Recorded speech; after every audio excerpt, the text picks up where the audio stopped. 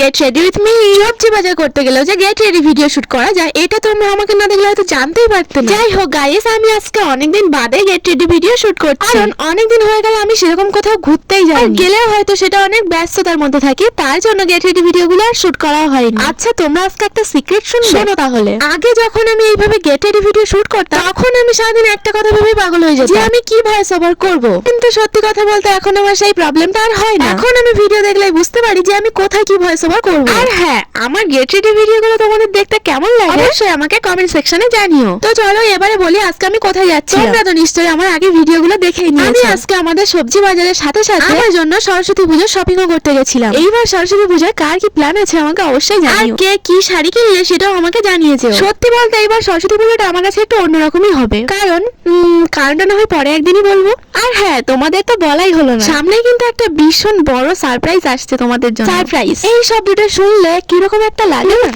যদি হয় আমার জন্য তাহলে তো মন মে লাড্ডু ফুটায়। যাই হোক, জাস্ট ওয়েট এন্ড ওয়াচ। যাই হোক, আমি একটু বেশি বলে ফেলছি, যখন হবে তখনই দেখবে। আর তোমাদের আমাকে নিয়ে হয়তো অনেক প্রশ্ন আছে, যারা যারা আমাকে মেসেঞ্জারে মেসেজ করে ভরিয়ে দিচ্ছে, তাদের উদ্দেশ্যে বলছি তোমাদের কি কি জানার আছে এই ভিডিওর কমেন্ট সেকশনে গিয়ে কোয়েশ্চেন করো, আমি তোমাদের পরের ভিডিওতে অ্যানসার দিয়ে দেবো। তো তার আগে চলো এবার শপিংটা করে আসি। For watching guys, tata everyone.